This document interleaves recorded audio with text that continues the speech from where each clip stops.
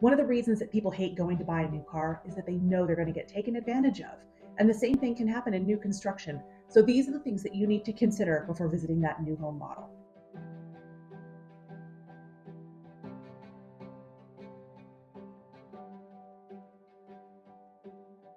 Hi, my name is Krissy Cruse. I'm an agent with Pearson Smith and I work here in Northern Virginia. Over the past 20 years, I've seen new construction change tremendously. When I first started selling real estate in 2002, new construction homes made up a huge portion of our inventory. Builders welcomed realtors and their clients, and commissions were never an issue.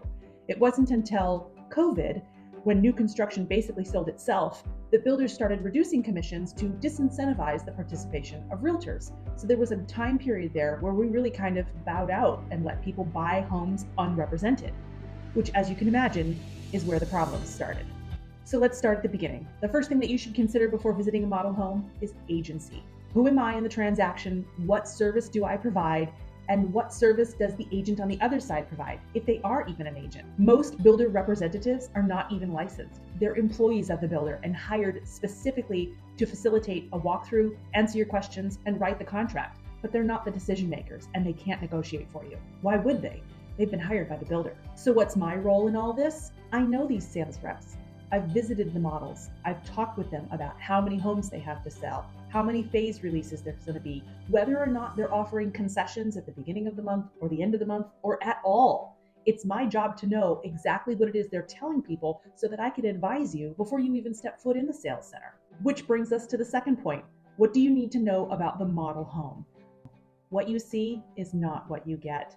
Part of what the builder will give you in their marketing materials is called the standard features sheet, a list of all of the things you can expect in your base model home. What's not going to be included in that are architectural details, plumbing, lighting, appliance upgrades. So what you're seeing in the model is not only upgraded, but in most cases is not even available for an upgrade.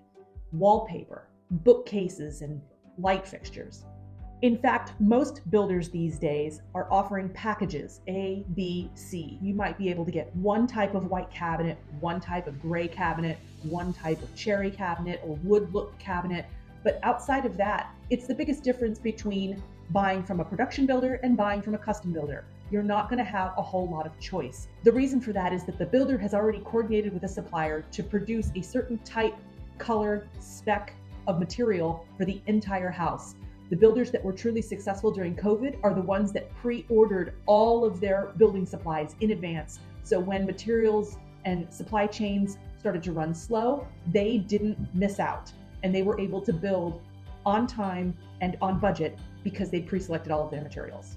It's also important to know that while there's a base price and a standard features list, most people end up spending between 5 and 10% in additional design features. This may include finishing out a basement space or upgrading kitchen cabinets, appliances, plumbing, lighting packages, swapping out a shower for a tub. These upgrades and changes are added to the purchase price and can affect your deposit and your contingencies. Speaking of deposits, that's the third thing to be mindful of when you're looking at new construction. Each builder has a legally approved but exclusive contract for their homes. These are not negotiable contracts. There's a lot of boilerplate language that you need to be aware of. Some of the standard contract language that builders have, you may not be comfortable with, but I assure you there isn't anything you can do. Builders reserve the right to delay the start of your construction for up to 2 years. Most recently, there was a case in Mosaic District in Fairfax where the builder broke ground and found a soils contamination that delayed production on their townhomes for just about 2 years.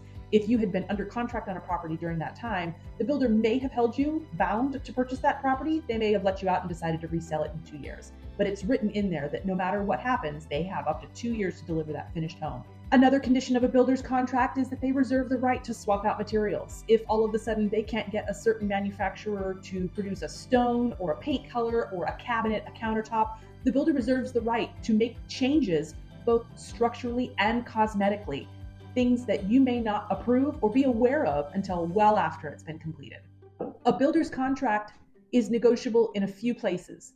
Generally speaking, the builder doesn't want to negotiate the price because that's what will be published as what that home sold for. When everyone else looks to see what their model is selling for, they want to see the highest price possible. So most builders will negotiate on what we call the back end, which is concessions. They may offer free upgrades. They may offer money towards closing costs if you use their preferred lender. There's all kinds of ways to get a better deal than someone else, so long as the builder doesn't have to advertise it and make everyone aware.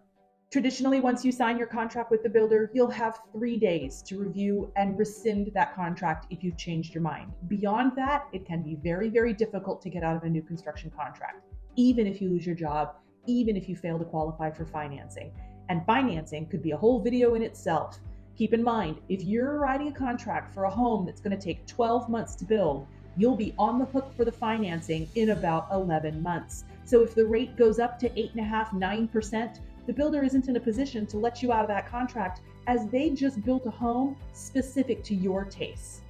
There's truly and honestly so much more to know about new construction, and I'll continue this series by covering custom homes, as well as featuring a few of my favorite neighborhoods here in Prince William County, Loudoun County, and further afield. If you have any questions or want to leave a message, feel free to reach out to me on my socials, and I'll see you again next week.